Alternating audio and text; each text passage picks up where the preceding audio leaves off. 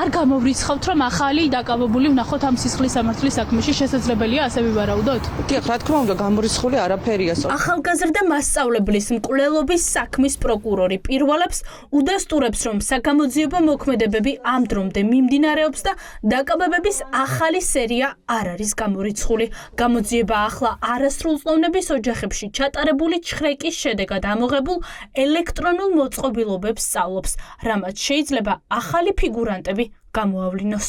მიმდინარეობს მტკიცებულებების შეკრება, მათ შორის ჩატარდა ასევე ბრალდებულის ოჯახის წევრების ბინების ჩხრეკები და სხვადასხვა საგამოძიებო მოქმედებები, ამოღებულია მობილური ტექნიკა და სხვადასხვა ელექტრონული მოწყობილობები, რომლებშიც შესაძლებელია გამოძიებისთვის საინტერესო ინფორმაცია ინახებოდეს. სწორედ ამ მიზნით მუშაობს გამოძიება, რომ აღმოაჩინოს ახალი დეტალები, მის შესაბამის შეფასება და შესაბამისი სამართლებრივი რეაგირება. არასრულწლოვნების საქმეში მოსამართლემ დასაშვებად ცნო ყველა ის მტკიცებულება, რაც ბრალდების მხარემ მოიპოვა.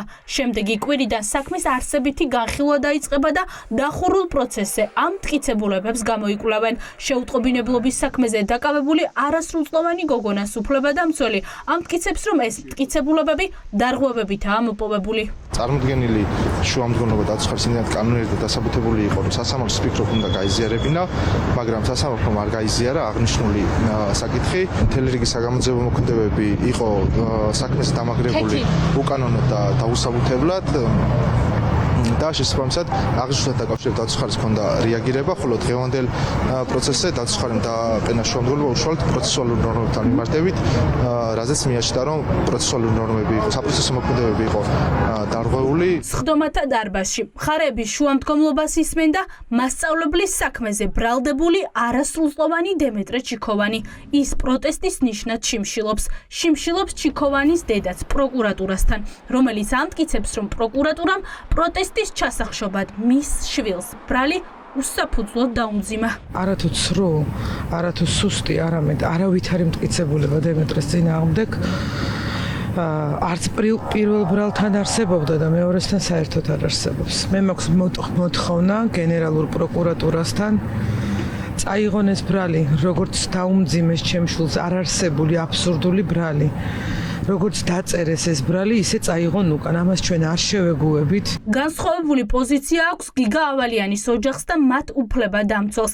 დაზარალებულის ინტერესების დამცველი ამბობს, რომ დაკავებულების მხრიდან ჩადენილი დანაშაულის დასადასტურებლად პროკურატურას უტყუარი მტკიცებულებები აქვს. მტკიცებულებები არის ჩემი აზრით, ჩემი სუბიექტური აზრით, თუმცა რა ნაწილი, თუნდაც ახლა დჩ-ს ნაწილში პროკურატურა ან ბრალდება ედავება ამას მომზადებაში მონაწილეობას ედავება სამ პირს რეალურად, ხო, აი ამ ბრალით. ვის რა წილი აქვს ამ დანაშაულში 18-17-ში. ამას უკვე არსებით განხილვაზე შეისწავლიან და შესაბამისად განაჩენით ამის მიხედვით დადგება. ვინ იქნება შემდეგი, ვისაც ხელბორკილებს დაადებენ?